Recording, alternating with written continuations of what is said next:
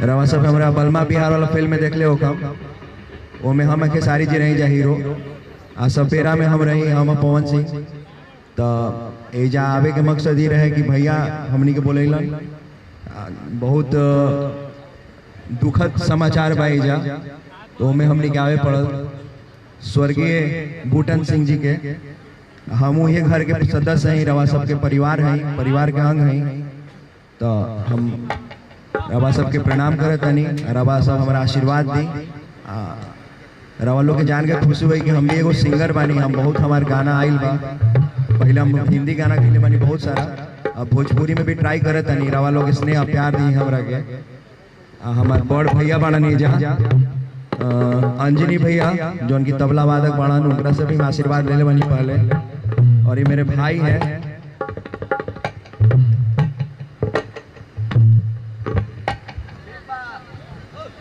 और मेरे बड़े भाई हैं अनमोल जी और अरुण भैया बड़ा, अरुण काका जी। और रवा लोग के स्नेह प्यार हम चाहते नहीं। यह हमार शायद मने भोजपुरी समाज में पहला स्टेज हुआ जो हम बिहार में करते नहीं। इससे पहले हम बॉम्बई में कैले बानी, पूना में कैले बानी, ओकरा बाद पंजाब में कैले बानी, बहुत जगह कैले बानी, लेकिन पहला स्टेज हुआ जो हम भोजपुर जिला में करते नहीं। हम भी बढ़िया एगो मने राउरे सबके समाज के बानी, गणमान्य घर से बिलोंग भी करे तानी। हमारे पिताजी बाणन भोजपुर के जिला परिषद अध्यक्ष उदय शंकर सिंह के हम पुत्र हैं, एक चेयरमैन हैं भोजपुर के। तो भैया के हम प्रणाम करे तानी। एगो गाना भैया हम एक गाना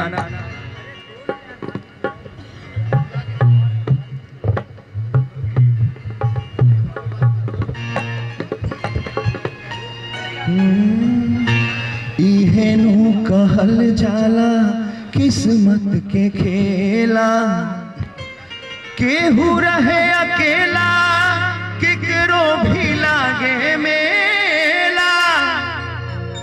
आज भी के आस में जब तीसी तेल मिलता, जियरा में सोची तो कतना टिसेला।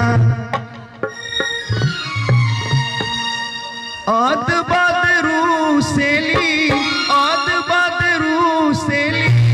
धनिया जहियावे तवा।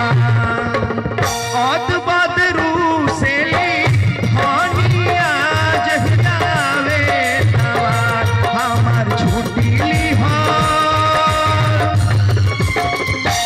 हमार छुट्टी लिहल माटी में मिलावस हो बतिया से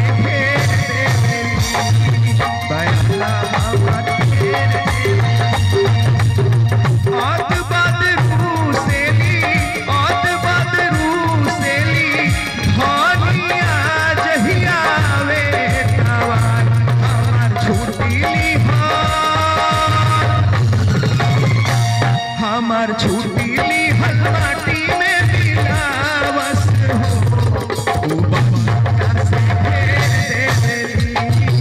बतिया हमार फेर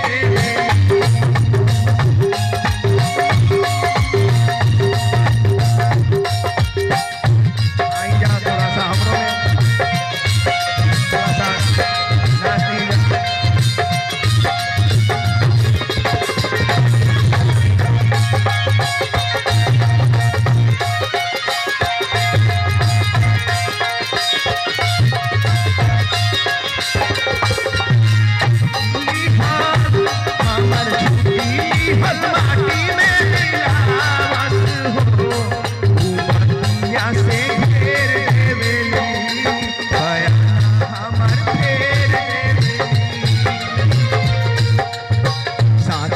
आई हम राजा होके खराबा होखेला जियान हमर फूल गाड़ी भराबा।